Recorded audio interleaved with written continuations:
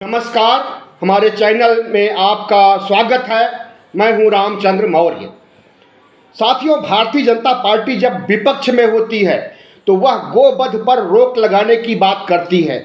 जब विपक्ष में होती है तो वह गायों की मांस की तस्करी, बीफ की तस्करी रोकने की मांग करती है और गाय को राष्ट्रीय पशु घोषित करने की मांग करती है। लेकिन जब सत्ता में होती है तो वह बीफ निर्यात को बढ़ावा देती है।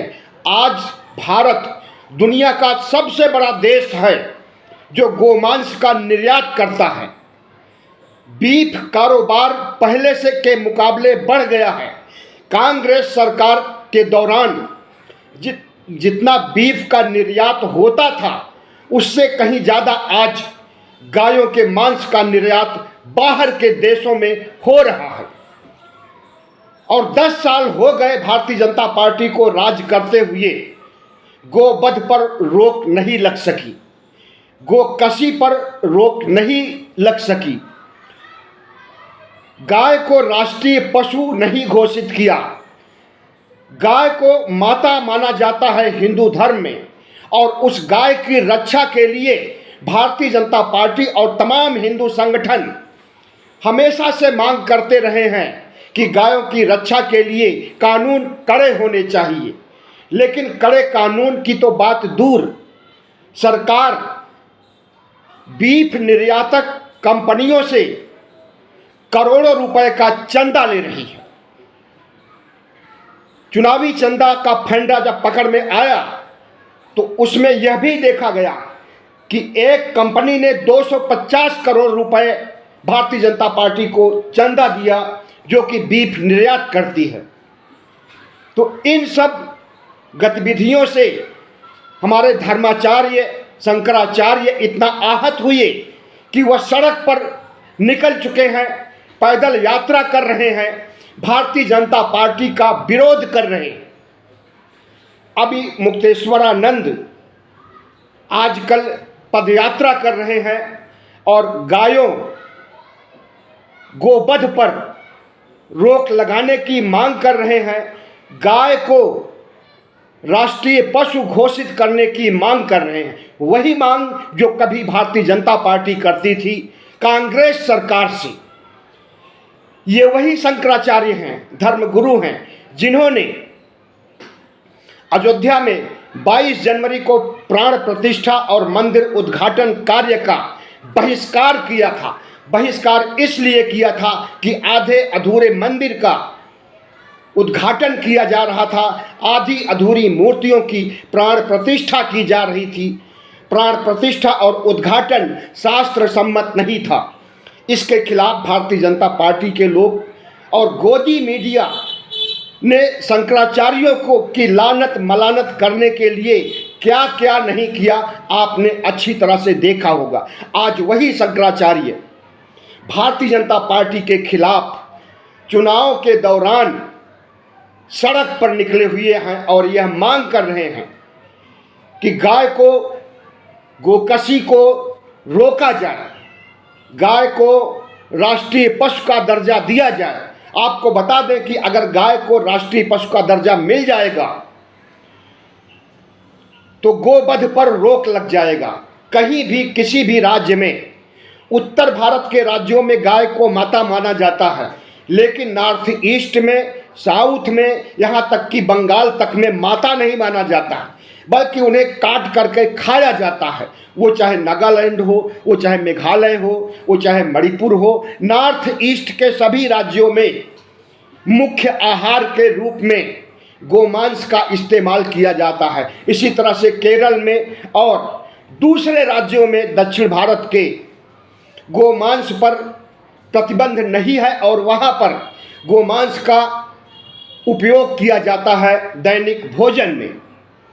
तो इसी सब पर रोक लगाने के लिए भारतीय जनता पार्टी पहले लड़ाई लड़ती थी, सड़कों पर संघर्ष करती थी, लेकिन जब सत्ता में आती है तो वह गायों की सुध नहीं लेती है और सिर्फ उसे राजनीति का विषय बनाती है। चुनाव के वक्त गाय रक्षा की बात करती है लेकिन इस बार तो चुनाव के समय भी गाय रक्षा की बात नहीं हो रही है, बल्कि बीफ निर्यातक कंपनियों से भारी भरकम चंदा लिया जा रहा है। इसी से अभिमुक्तेश्वरानंद खफा हैं और बाकी शंकराचार्य भी खफा हैं। हिंदू धर्म के बड़े बड़े मठाधीश, शंकराचार्य, संत महंत सब भारतीय जनता पार्टी के खिलाफ हैं, क्योंकि भारतीय जनता पार्टी कहती कुछ है और करती कुछ है।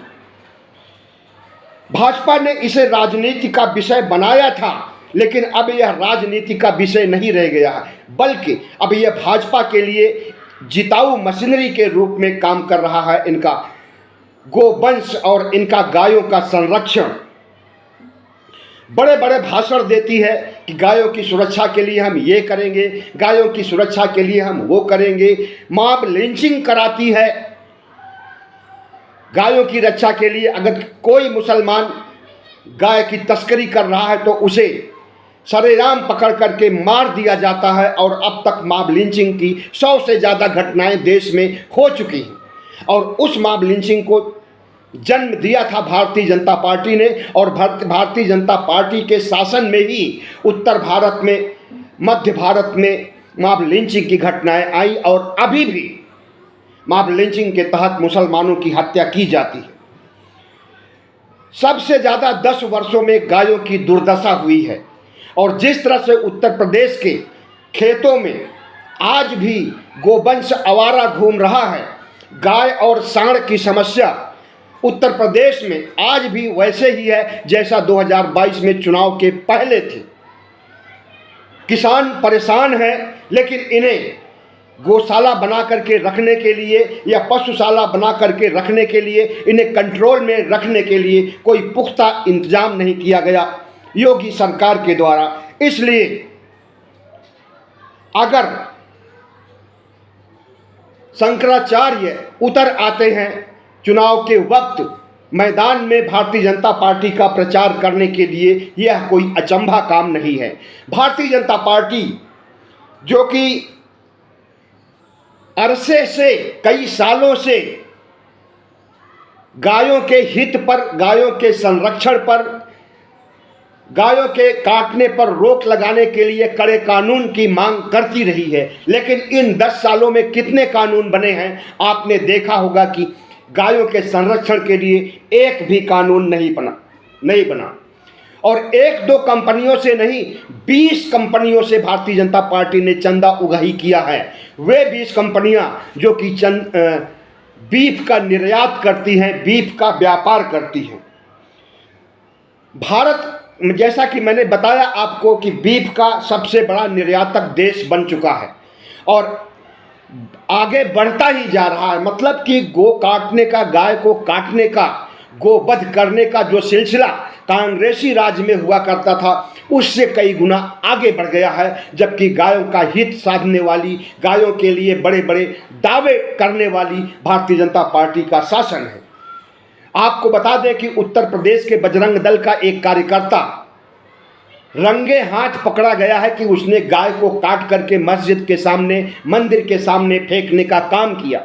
यूपी पुलिस ने सबूतों के साथ उसे गिरफ्तार कर लिया है, और उनको छुड़ाने के लिए, उस कार्यकर्ता को छुड़ाने के लिए बजरंग दल के लोग, हिंदू महासभा के लोग, भगवा गैंग के लोग विरोध कर रहे हैं और उन्हें छुड़ाने की पूरी कोशिश कर रहे हैं, और छुड़ा भी लेंगे, क्योंकि उन्हीं लोगों का राजपाट है उत्तर प्रदेश में। योगी आदित्यनाथ भगवा कपड़े पहन करके राज तो चलाते हैं, भगवा कपड़े पहन करके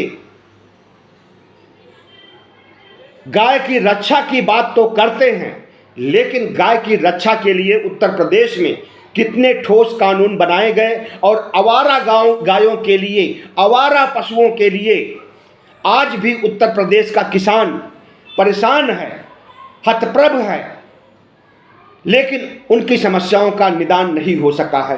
तो जब शंकराचार्य जैसी महान विभूतियां भारतीय जनता पार्टी के विरोध में गोवध को लेकर, गोकशी को लेकर, गाय को राष्ट्रीय पशु बनाने की मांग को लेकर के आज सामने आ गई हैं, शंकराचार्य आ गए हैं, उनके अनुयायी आ गए हैं, तो समझ लीजिए कि स्थिति कितना गंभीर है। और इन चुनावों में भारतीय जनता पार्टी को कितना बड़ा नुकसान होने वाला है कि बड़े बड़े संत महात्मा और धर्मगुरु भारतीय जनता पार्टी का विरोध कर रहे हैं। बहुत बहुत धन्यवाद। हमारे चैनल को सब्सक्राइब कीजिएगा, लाइक कीजिएगा और शेयर कीजिएगा।